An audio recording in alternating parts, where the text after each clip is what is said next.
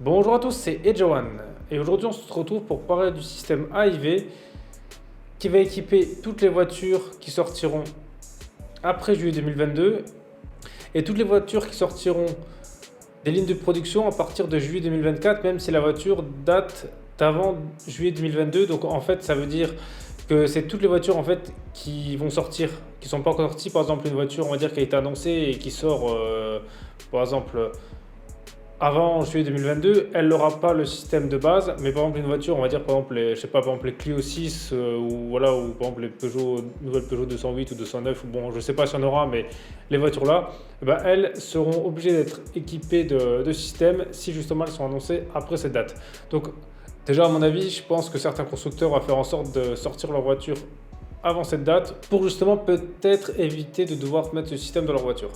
Alors AIV ça veut dire quoi? Ça veut dire adaptation de la vitesse intelligente. Donc en fait c'est un système avec une caméra qui pourra lire les panneaux et avec le GPS qui pourra dire si sur cette route il faut être à 80, à 110, à 130. Et pour les voitures qui n'ont pas de GPS, eh ben, le système utilisera la balise GPS du système d'urgence e-call. Voilà, donc ça c'est un système justement, si par exemple on a un accident, voilà, qu'il faut appuyer. C'est obligatoire sur toutes les voitures à partir de 2018. Donc ça veut dire que même les voitures qu'on achètera sans GPS intégré, eh ben, ils l'auront quand même. Donc ce système justement aura pour but de nous empêcher de faire des excès de vitesse.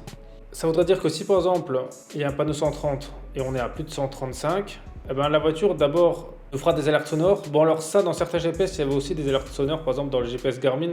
Et après si on continue, il y aura deux solutions. Donc ce sera soit la voiture va durcir la pédale d'accélérateur, mais bon ça est-ce que vraiment c'est quelque chose qui fonctionnera, parce que si on a vraiment de la force dans les jambes, et ben, c'est pas trop un problème. Et l'autre chose, ça va être que ça va réduire la puissance du moteur, voilà la puissance disponible, comme ça pour nous empêcher justement d'aller plus vite. Et de se faire justement pas dépasser la limitation de vitesse. Donc le but c'est de plus avoir de radar sur la route. Même si je pense que ce système doit être compliqué à mettre en place sur les voitures qui ne le possèdent pas, donc je pense que enlever les radars sur la route à mon avis c'est pas pour demain. Et à noter que normalement il sera désactivable à chaque démarrage, donc un peu par exemple comme le start and stop ou le SP. Même si le SP normalement on peut le désactiver sur certaines voitures, même en roulant. Donc déjà j'espère qu'il sera vraiment désactivable, parce que vous prenez déjà un problème, par exemple tous ceux qui veulent faire du circuit avec leur voiture ne pourront plus le faire. Donc ça c'est compliqué, à moins que peut-être qu'il arrive à détecter qu'on est sur circuit et se désactive, mais sinon ce sera le premier problème. Et hormis ça, pour moi, il y a un autre vrai problème, c'est que ça, j'ai souvent remarqué dans les GPS, souvent des voitures de location, c'est qu'ils sont souvent pas précis à savoir où on est. C'est-à-dire, par exemple, des fois, on est sur l'autoroute et d'un seul coup, le GPS, il va mettre que c'est 70 parce qu'il croit qu'il y a une nationale, par exemple, qui est vraiment juste à côté. Et des fois, vu que c'est pas super précis, il prend la nationale en compte. Donc ça, par exemple, pour les voitures qui ont un GPS intégré, ça peut être le premier problème, parce qu'imaginez, je sais pas, vous êtes à 110, 130 et puis hop, il vous met que c'est 70 d'un coup et qu'il n'y a pas, bah, si la voiture elle freine d'un coup, là, ça peut être vraiment dangereux pour vous et pour tous ceux derrière. Et aussi l'autre problème, des fois, il y a par exemple sur certaines routes, j'ai déjà vu, surtout les autoroutes, il y a par exemple, je sais pas, on va dire c'est 110, et des fois il y a des anciens panneaux qui sont pas enlevés ou des panneaux qui sont comme ça, par exemple c'est 90, je sais pas, sur 10 mètres par exemple, quelque chose comme ça. Et si le GPS lit ça et que par exemple avant on est à 110 ou 130 et que ça coupe la voiture directe, ça peut être aussi très dangereux. Donc je pense que déjà, pour que ça se soit en place, il faudra déjà qu'ils vérifient toutes les routes, parce que sinon des anomalies, il y en aura. Et en plus, ça va être ça dans toute l'Europe. Et je ne suis pas sûr que dans toute l'Europe, toutes les routes sont vraiment bien entretenues. Bon, en France, en général, justement, on est l'un des pays où les routes sont les mieux. Et aussi, est-ce que ce sera vraiment désactivable, hein? Par exemple, il y a certaines voitures que j'ai déjà roulées, par exemple la Clio 5, je sais qu'on peut enlever l'anti-patinage dessus, mais qui sera active à partir d'une certaine vitesse. Ensuite, est-ce que justement de brider les véhicules, c'est un système inédit? Eh bien en fait non. En fait non, parce que déjà vous prenez par exemple le Japon, depuis les années 1970, toutes les voitures sont bridées à 180 km/h, peu importe ce que c'est comme modèle.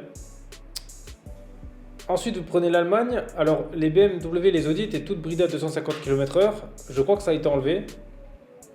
Mais c'est resté sur certaines BM encore. Je sais que des fois quand je vois des tests de voitures, il y a des BMW qui sont bridées à 250 km/h. On peut enlever la bride, mais c'est comme bridé électroniquement de base à 250 km/h.